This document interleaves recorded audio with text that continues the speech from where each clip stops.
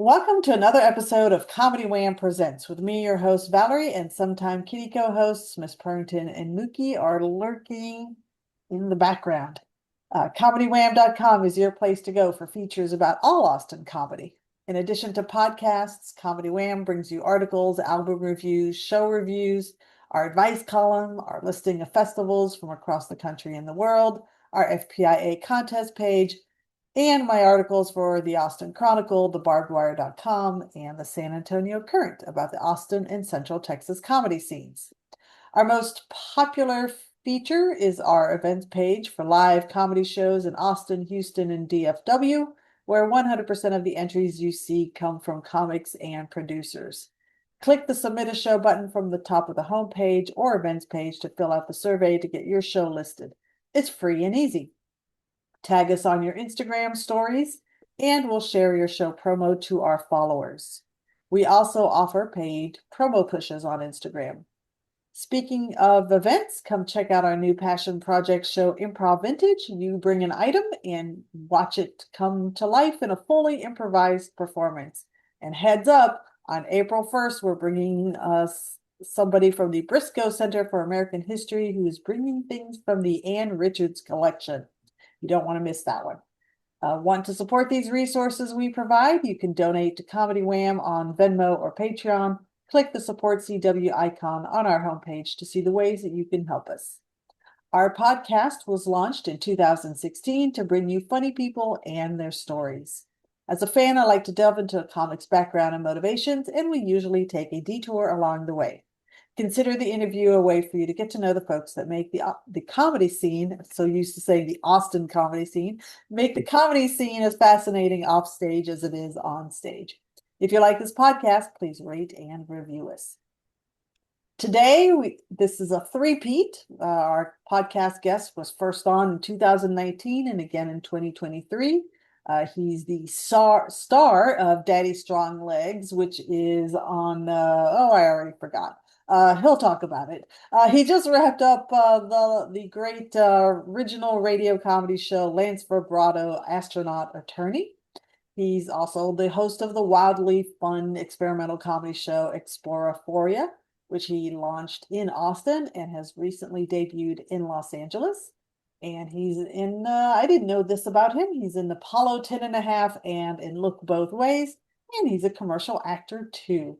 And now Comedy Wham presents our guest for his most controversial volume yet, Volume 3, Garrett Buss. Hello, good to be Hey! here. Oh, there's your forehead. I'm controversial now. I'm an evil man Yeah, now. now that you have moved to LA. Now I only care about money. I care about money and celebrities. Money and fame, that's all it is. Uh, Well, good to be back. It's so nice to see you again. yeah, you too. It's kind of wild not seeing you out and about. And one of my favorite things always is going to Paramount Theater and seeing you at the ticket booth and Well, that's that look right. on your face. That's Uh, right. That's very sweet of you.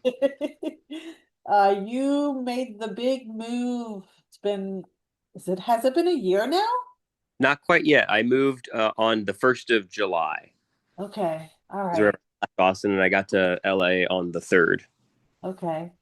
And you basically just packed up your car and you road tripped the way and you just kind of camped wherever you could, if I remember your social media journey. That's right. I slept the first night. I had my car filled with everything and also a little U-Haul trailer hitched on the back. Uh-huh. And that's literally everything that I own. And then I drove to El Paso, and I got to El Paso so much later than I thought I was going to that I got there at like 5 o'clock in the morning, and I camped in the Franklin Mountains and tried to set up my tent by myself, but the wind was so like strong that I Uh, kept catching it, and so I couldn't sleep in the tent. So then I just laid out a sleeping bag on the dirt and just fell asleep outside for like an hour and a half until a bee got up in my ear, which woke me up again. oh And then no. I drove again, and I spent the next day driving through, New Mexico and Arizona, and I ended up in El Centro, California the next night, and then I slept in a truck stop, and then the next day I got there to Palm Palm Tree City, Los Angeles, California. Wow. Wow, what a harrowing tale. Well, spoiler alert, how's it been? It's been awesome. It's been so cool. Really? It's been so cool. It's been, obviously certainly challenges, but it's been so worth it and so super fun. And Yeah. everybody's having a blast. I'm having such a fun time. Yeah. You found a home for both Exploraphoria and Daddy Strong Leg. That's right. That's right. That's pretty impressive for, a new Los Angeles resident. Hey, thank you. And I'm excited right now. I'm doing the build up to all the fringe festivals and stuff. So Oh. this is TMI, but I'm certainly going to do a show for Hollywood Fringe, and I'm also looking at other fringes. I think I'm going to stay in America this year, Yeah. just because going off to an international fringe might just be a lot of extra money for like travel, and I think I might do that next year. But Yeah. right now, I'm currently processing and plotting and getting everything ready for the multiple fringe shows I want to do. Yeah. So what was your first performance move when you got to LA, or had you already teed things up before moving? Not really at all. I mean, I knew probably a handful of people, but whenever I moved here, the I lived in the same house as Corey Peter Lane of Business Casual and Stamp Town, Oh, okay. and so I was goofing around the Elysian, meeting people, introducing myself to the whole city, and then I moved in with Jake Rowe, a fantastic stand-up comedian from our very own Austin, I Texas. didn't know he was in LA. Yeah, Jake, me and Jake were roommates, and then Wow. the final those were subleases for like a couple months, and then Uh-huh. I finally got an apartment, and now I'm living roommates with Avery Moore, also Oh my gosh. fantastic Austin comedian. Yeah. Um, Wow. Small and the world. first Okay. the first stand up show I did was at Bar Bandini on Sunset Boulevard. Hmm. The show was called Better Half, and I was on with Atsuko, and it was so awesome. Andrew Wow. Dismukes hosted. It was great. It was two thumbs sky high. Wow. Well, all right. So you've made it. I've they're calling me Mr. Tinseltown already. What? know? No more Mr. Noodle Legs, or maybe that was the name I gave you. That's right. I'll happily take Mr. Noodle Legs. Mr. Tinseltown, he's here to stay. Wow, so I guess it kind of feels like you haven't fully left Austin if you're able to kind of commiserate and share old tales with a lot of your former Austin fellow comics. Oh, absolutely. It's kind of crazy how many it's kind of a funny like detail how often I'm hanging out with comedians from Austin. Like like I said, my roommates Avery Moore, Jake Rowe, Hope Carew, Sahana Sunivasan, Glenn Rose, Dismukes. There's What? like Glenn's it, there too? yeah, Glenn's there. It's Oh my crazy. God. Leah Sampson. I mean, it's I don't know if you know this, but last night Aaron Brooks debuted Low and Inside at the Hollywood. Yeah. So MK Paulson, like a ton of Austin comedians, are in Los Angeles. And so Yeah. it's a little diaspora. It's this little pocket of like settlers from the South. Oh my gosh, how cool is that? Uh, so gosh, I'm hung up on the fact that you just did a show with Atsuko. Yeah, she's so funny. Yeah, it's super super nice too. She was at Moon Tower last year, as you know. Um, so that's very cool. So you're hanging with the dudes from Business Casual. Hmm. You've got this whole Austin cadre of comics, roommates, friends. And so yeah, which came first? Did you do Exploraphoria first? And how did it go for you to pitch and correct me if I'm wrong, if you pitched Daddy Stronglegs first. And of course, for anybody that isn't familiar with these two shows, describe what they are, but what was your first pitch for Sure. the show?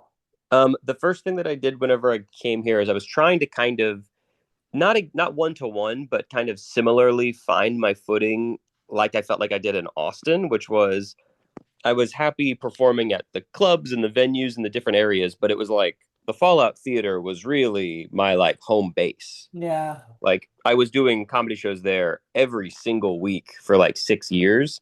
So I was very, very comfortable and I knew all the ins and outs of Fallout. Yeah. I was trying to kind of like dip my toes in a lot of the theaters around town. So I believe the first show I did was I did Daddy Stronglegs, which is my 1 man hour comedy show where I do a bunch of characters and I have a bunch of songs and it's a bunch of, you know, just goofy stunts and sketch comedy and stand-up comedy and musical comedy and stuff. Yeah. And I pitched that to a place called it's very funny because it was originally called the Yard Theater when I pitched the show. Over the course of the month after I pitched it, this is probably in like August of 2025, the business, the theater shuts down, goes out of business, crowd funds, I think with Kickstarter potentially, comes back into business as now the Stray Theater. So they're no longer the Yard Theater, they're now the Stray Theater, but they are back in operation. They open the theater back up again, new paint job and everything. And then they're like, "Hey, do you want to do the show?" And I'm like, "Yeah, yeah, absolutely." I really thought that it wasn't gonna come to anything because you guys kind of were bankrupt, but okay, I'd love to do the show. Um, and then I do the first Daddy Stronglegs in LA. So much fun, terrific time. But then I find that while I like the Stray Theater quite a bit, I really do like the Stray Theater. It was not exactly what I was looking for in terms of I was kind of looking for a theater like Fallout, which has improv classes, sketch classes, a community of people coming in and coming out. Yeah. And the Stray Theater is simply a venue. It is seats, a stage, concessions, lobby, but that's really it. Yeah. It's a beautiful venue, and I love it so much, and I'm very grateful, and I look forward to working with them again in the future. But I was looking for that kind of, comedy community spot. So I reached out the next month to the Pack Theater, and I did the same pitch basically for Daddy Stronglegs. I was waiting to hear back on them, and while I was waiting, I was like, let's get Exploraphoria up and going too. So I started pitching Exploraphoria around. The place that I finally got Exploraphoria, a bite, was for the Lyric Hyperion, um, Oh, which is this fantastic theater. I love it so very, very much. Did Exploraphoria there, had a fantastic time. And then right afterwards, like I kind of basically that whole month I was like letting it just be Exploraphoria month. Like I don't want to even worry about Daddy Stronglegs. sure. Um, and then right then I got a bite from the Pack Theater. And so now it is a monthly show. So every first Thursday of the month, I'm at the Pack Theater doing Daddy Stronglegs. I think today's Saturday. So 2 days ago, I just did the Daddy Stronglegs for March. And it's the best, man. It's awesome. So now you've moved from Mr. Tuesday to Mr. Thursday. I'm Mr. Thursdays now. Oh, God. We all grow up, you know? So how did you uh, book your and find your performers for Exploraphoria? Sorry, I'm gonna harbor on Exploraphoria for a Of course, bit. of course. Yeah, absolutely. That's the one big thing about Exploraphoria is that whenever I started doing Exploraphoria, it was 2019. So at that point, I'd already had about 4 years of meeting all of these comedians, both in San Marcos and also in Austin. Yeah, Um, I just met so many people. So this big pool of comedians. And here it's like any comedian that I know here that isn't an Austin comic that I knew before, they're people that I met, within the past 4 months, the past 5 months, maybe. Um, so the first one I had some people. Okay, Franny Harold uh, has a sketch troupe called Goose. They're very, very funny. I highly recommend anybody look up Goose sketch comedy. And then Corey Peter Lane, we had him come on. He did a character thing. We had this one comedian who goes by the name of A Million Shetland Ponies. He crushed it. And then Erin Shalakian, she's so funny. And so it was just people that I had met slowly over time in different strange ways. So we did have one Austin comedy, goose with Red Jefferson, um, and yeah, just finding all these different people in different kind of avenues, basically. Yeah. And that one, you're working on getting that one to be, that'll be a regular eventually Oh too, yeah, right? that'll certainly be regular. I was working on, it's this weird thing where like at the same time that I was starting these comedy shows, I was also trying to like find out where am I gonna work? Where am I gonna live? Like all of the really big questions of you just moved to a new state, all that kind of stuff. But yeah, certainly gonna get Exploraphoria to be a regular show. Got Daddy Strong Legs. Also, I was lucky enough to do what's called the Packening, which was like I believe 3 day long comedy festival at the Pack Theater, and I debuted a new version of Bony Skeletoni, Oh. and the crowd was electric, dude. They love this skeleton, dude.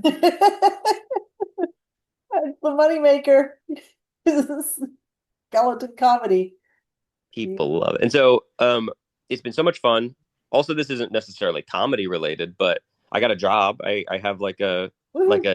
a day job working at the Academy Museum theaters. Oh, that's So right. That's theaters huge. within the museum for the Oscars. I work there. Wow. What's your favorite part about that job? It's so cool. You get to first off, you get to see all of these Oscar-winning movies all the time, constantly, but also the team of people there. There's probably like 35 or so employees, and they're all so funny. They're all so Uh, smart. They're all so nice. It's like the best. Also, it's like super showbiz. It's on the Miracle Mile. It's like next to Beverly Hills. There's uh-huh. palm trees everywhere, and there's like golden Oscars. Also, this is not an exaggeration. All of the wall clocks in the Oscars museums are Rolexes. Ooh. Isn't it crazy? That is pretty crazy. I don't know. Hollywood's weird, but yeah, it's cool. It comes sky high. Yeah. So have you gotten into are you doing stand up as well? Yes, that's right. I am doing stand up. Um, How's Mainly, that grind? it's different. It's very different than Austin stand up, I'll say. Yeah. Though it's different than Austin stand up whenever I started, but it's not so different from Austin stand up whenever I left. Like it is one Explain.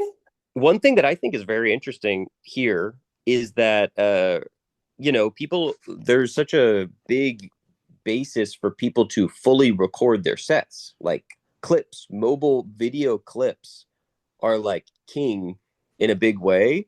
Uh-huh. So almost every open mic that you go to, this is an exaggeration, not every open mic, but many open mics is people are setting up tripods. People are filming their sets. Maybe somebody has their buddy who has a, camcorder filming their sets, getting the clips ready, which is so interesting because I usually view open mics as that's the sandbox, that's the free to fail. Nobody's watching this. It's an open mic Yeah. on a Thursday or something. Like we're here in this coffee shop. But even then, people are like filming in case, hey, maybe I need to submit this, or maybe some crowd work thing happens, or who knows the reasons why they do this. But Yeah. tons of filming. People have tripods everywhere during simple open mics. And also there's a lot of open mics. There's a ton of open mics, and there's obviously so many people. I mean, it sounds silly to say because Los Angeles is like the second biggest city in America, but Yeah. there's just so many comedians. It's tremendous how many comedy people there are here. Yeah. Well, as the the pre-COVID times, that was always the big move, right? You either go to New York or you go to LA. You don't stay in Austin, and things kind of shifted for a little bit, but clearly the combination of the dynamic of Austin comedy and just I always fall back to there still isn't any industry to support, life in Austin as a performer, unless you're already a big name. Hmm. So moving to New York and LA are still kind of the necessity if you want to break into writing, if you want to break into acting, whatever, or bigger stand up. So what drove your decision between LA and New York?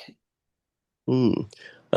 I think it mostly comes down to like kind of the simple thing of like climate and also people that I know. Like I just happened to know five or six people in Los Angeles before I moved out here.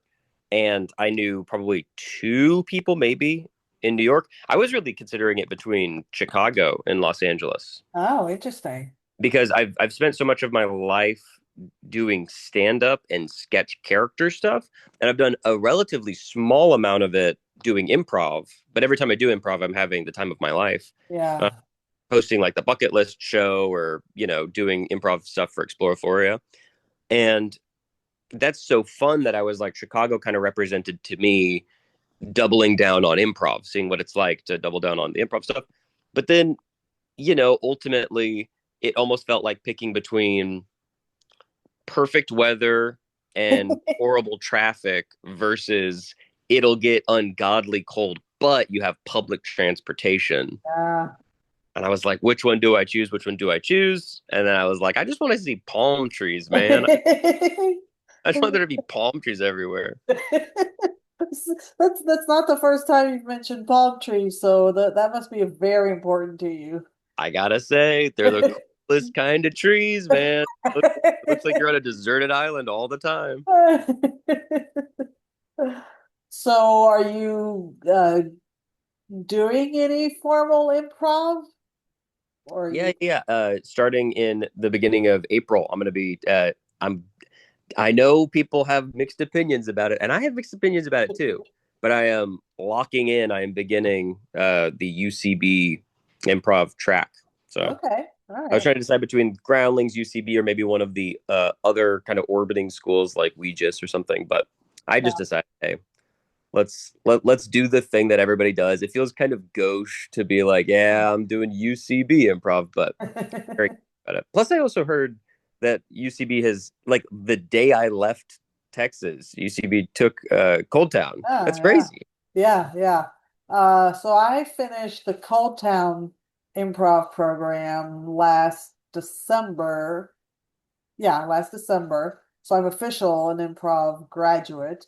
Nice. But I have this improv troupe, and two of my troop mates were going to take UCB 101, and the instructor is going was going to be our coach for the troop.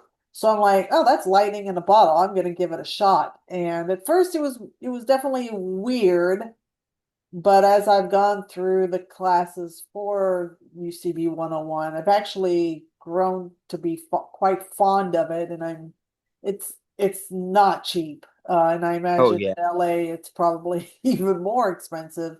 And the classes are 3 hours long versus most of the yeah, most of the improv classes you take either at Fallout or Cold Town, or I don't know that much about the hideout offerings. They're 2 hours. So that's Yeah. manageable. So 3 hours is a huge chunk of time when you're already working full time, and I have this comedy wham thing that I'm continuing to push along. It's 3 hours is a lot to give up every week. Oh, So yeah, I don't think my troop mates are necessarily continuing to 201, but at least by completing 101, I'll know. And I did like 101. I'm taking my last class tomorrow, so hey, nice. Well, yeah. congratulations. Yeah, so that'll be cool. And it is a very different mindset, I think, from the traditional improv that's taught by Austin, where uh improv is done just for the sake of improv. And that doesn't make any sense until I say that our instructor said that the UCB curriculum is es- especially formatted to be improv for building up sketches. Mm. So that's a very different mindset. And now I kind of think about that a lot more with my own, improv stuff that I do. That's like, oh, could this could this be a sketch one day? So it's Yeah. kind of an interesting mindset. So I'll be interested to see what you think because did you've completed Fallouts. Yes, that's right. Went through the Yeah. Fallout thing. Yeah. So you'll have something to compare to when you get into it. Well, I'm excited. I'm certainly excited. I know here it's kind of like was it the Jets and the Sharks from West Side Yeah. Story? Yeah. It's kind of like that when it comes to groundlings versus Groundling. UC. Yeah. People have very strong opinions about which one's better, and also a lot of people are also kind of agnostic, where they're like, I think they're both trash. Who needs to learn from stuff like that? Yeah. But I'm Yeah. excited. And it's one of those things where it's like I had that reluctance both with improv and also frankly with open mics, where I had this feeling of like, I left Austin at 10 years um and moved to Los Angeles. And so there's this feeling of like, I know that the truth is in order to do stand up, you gotta go to the open mics, you gotta meet people, you have to perform often. But I had gotten so satisfied with in Austin, I felt like I can do open mic still, but I like had done shows for so long and knew bookers and was booking my own shows and stuff. So I felt like I'd almost kind of graduated out of open mics a little bit. Yeah. So coming to a new place kind of felt like, here we go, time to start over again. And similarly with starting UCB level 1 or whatever, where it's like I already went through the whole class graduation system. I'm Right. going back to school. um but just like anything, it is more so, I think, an excuse to have a weekly thing where you're weekly going, practicing, comedy, meeting people that are like-minded, and just it's less about even learning anything specifically and more about like having something to like specifically make you do it all the time with a regular Yeah. interval. Whatever. Yeah. Well, that'll be fun. And since you're in LA, maybe one day one of your classmates will become this superstar, and then they'll ask you to be the co-star to some blockbuster comedy film, and life will be set. That's right. One can only hope. Or vice versa. You'll be the big star, and you'll say, "Well, I remember you from UCB 101." That's right. I can't wait to be the echelon of celebrity where I go, I remember you. We were just kids then. Oh, well, I can't help but want to find out because you've been as you always are, very optimistic and positive about everything. But tell me about what are some of the hardest things and traffic is off the table. Everybody knows traffic is a nightmare in LA, so you can't talk about traffic. Of course. What are some of the other challenges that you have found in, your new home? Sure. I'd say generally it's just this one thing where it's like gift and the curse, right? This is like Hollywood. So in Austin, I mean, aside from maybe a place like Cap City, where, there's this feeling of like anybody could be booked on a show at Velveeta or at Creek in the Cave or all of these different theaters around town. Yeah. But then sometimes at Cap City, you're like, okay, well, this celebrity is coming through. Like, I don't really necessarily have a chance to be doing a headlining set that weekend if it's going to be George Lopez or something. Like, it felt like it's a little out of you're not looking for the same thing that I'm providing. Yeah. But here, it's like that times a million billion, where on one hand, it's cool because sometimes I'll be booked to do a show and like Johnny Pemberton will be on the show or other like people whose name you've heard have been on the show. So that's cool and exciting. But Yeah. then it's also kind of like so often there will be comedy shows and it feels like they need to have one or two famous people in it. And it's a little bit of a challenge because it's like the rich get richer, the poor get poorer. Do you know what I mean? Like there are slots being given to people who have already quote unquote made it. And I know that that's a draw that is making people want to come to shows. Yeah. Um, but it's intimidating. It's intimidating, and it's also kind of like it makes you rethink whether or not that's a show that is made for you, if that makes any sense. Yeah. I don't know. That's not a bad thing at all. Like, I'm not going to complain and go, "Oh, there's too many celebrities on comedy shows," but it's like, But it's just it's a very strange place. yeah, it's kind of the nature of the beast when you have so many famous people to draw from. Uh, Exactly. Also, other challenges. I mean, I think the biggest challenge, quite frankly, is, I mean, it's not a surprise to anybody, but it's tremendously expensive. This is a very, very expensive town. It is not uncommon if you see gas being like $6 or something. Like, and then I go back to Texas for like Christmas, and I saw gas that was like $2.40. I was like, "Are you kidding me? Are you kidding me? Less than half. That's insane." Yeah, it's pretty wild. But Taylor's all this time. I'm not going to be the first person that says Yeah, California is expensive. right, right. Yeah. Uh, right, and we got my blind cat wandering around here, so I have to kind of make sure he doesn't hurt himself. There you Oh go. yeah. Oh goodness. All right, so some challenges, but nothing unexpected as far as challenges. And so we've talked improv, we've talked your shows. I hadn't seen your IMDb credits or your commercial acting reel. I went to look at what you had updated on your website. Is that something that you're also aggressively pursuing? Sure. I'd say not super aggressively just yet because I kind of feel like I'm working in like chapters where like I got here. The first thing I had to do was where am I going to work? Then where am I going to live? Where am I going to have my consistent comedy shows kind of planted?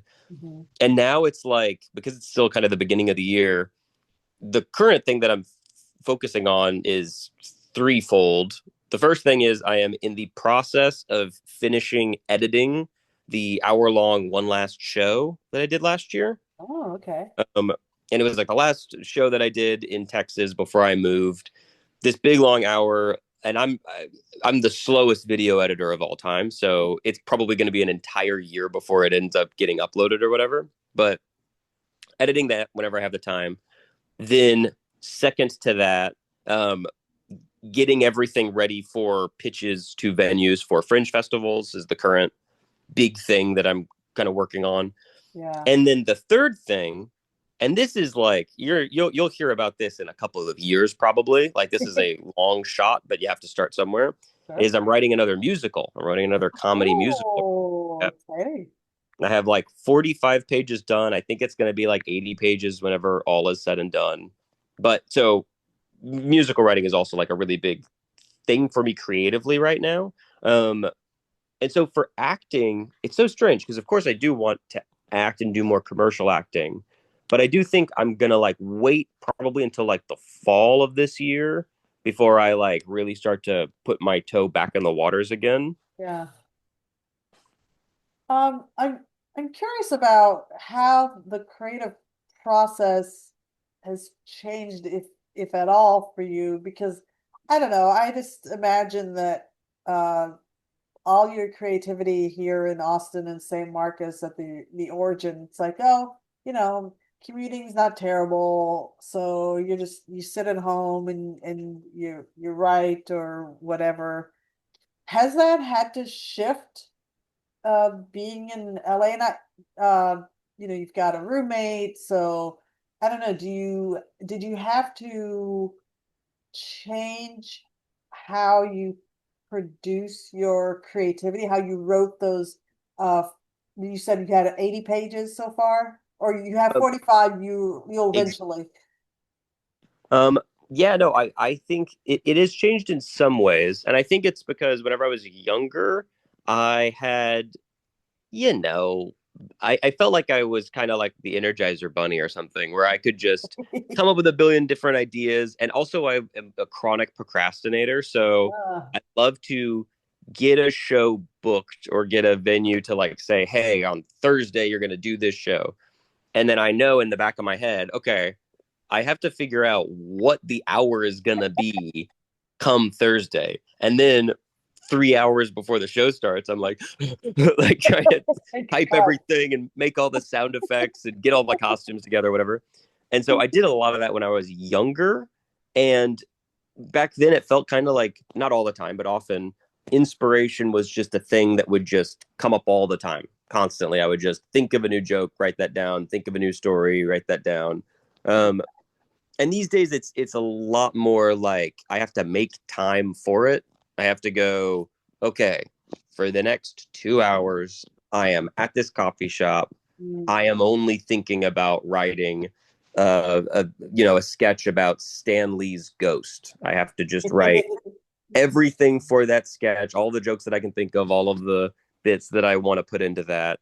I like have to focus a lot more these days. I have to like make time just because there's also so much more for me to think about generally in my life, like whenever I was in college and shortly after college, I was kind of blessed because things were very, very simple. Um, so comedy represented a big piece of the pie in terms of what was taking up my thoughts. And, I still think about comedy all the time, every single day. But yeah, I guess more planning, more, you have to set time aside, which is also boring. Like, I feel Yeah, like like, ew, writing, gross discipline. Ugh. oh my gosh, I became a comedian because I don't like discipline. Yeah, exactly. It's like goes against the grain of the whole Exactly. But it's been so fun. I mean, the crowds here, the audiences and the theaters are just so fun. People are so nice. They're so positive. There's a billion of them. There's so many people. yeah. Yeah, it's it's huge town for sure. All right. What have I not covered with you that you want to make sure that we talk about in your update from LA? Again, your most controversial episode yet, Garrett. Well, I should say some controversial things.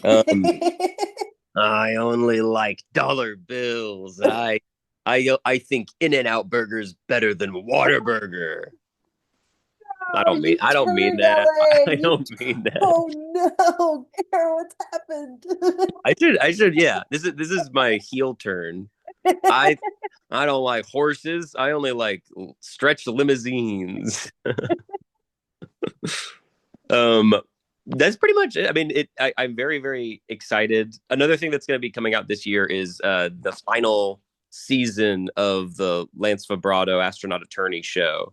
We recorded all of it last year, but then I'm in the process of editing it. So season 6 of that show.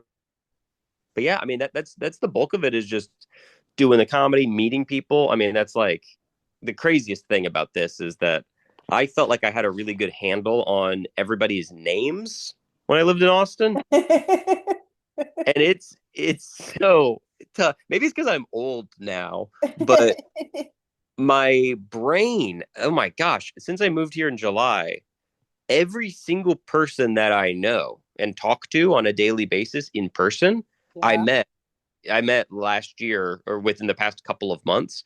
And so that's like I said before, probably 30 or so people that I work with.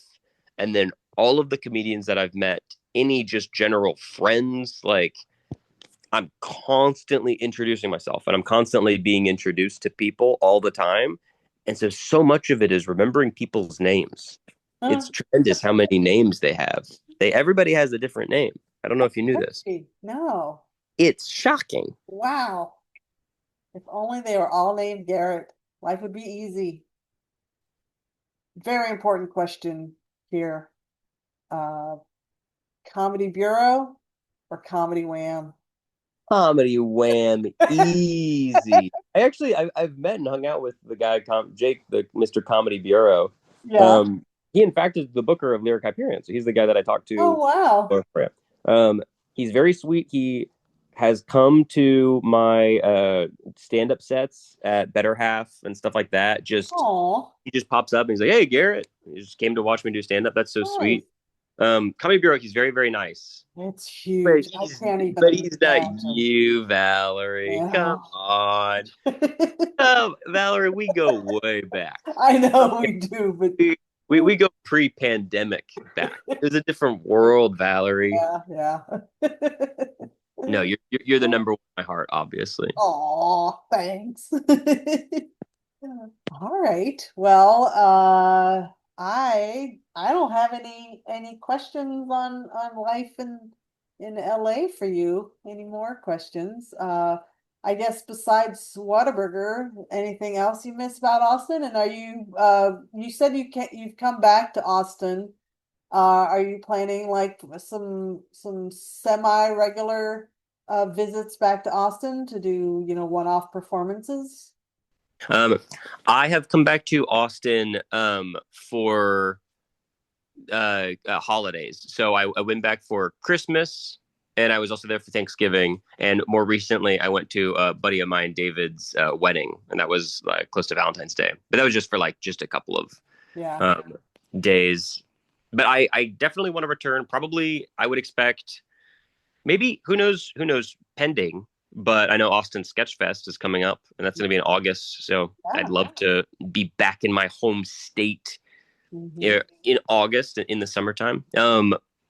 But things that I miss from Texas, the food is an obvious answer. I mean, the California has a lot of really good, incredible Thai food and a lot of variety, but like it doesn't hold a candle. It doesn't hold a candle to Texas food at all in any way. You don't feel heavy when you eat the food, and that's like what I'm here to get. I want to eat a ton of brisket and then just I can't walk straight. That's what I yearn for. The food's great. Also, I mean, it's kind of an exaggeration, and everybody always blows this out of proportion. But I do think gift and a curse because there's not as much industry in Austin. I feel like when you meet other comedians and you're talking to other comedians in Austin, you're kind of more of a person, if that makes any sense. Mm. It Yeah, is a yeah, yeah, it's a yeah. stereotype, but in California, oftentimes you'll meet people at a party and you'll have to establish who do you know or what have you done that they know. You're kind of like proving your value a little bit. Yeah. And that's strange. Like that can be quite strange where you are intending to just generally socialize and then suddenly you realize, oh no, this is networking, capital Yeah. N networking.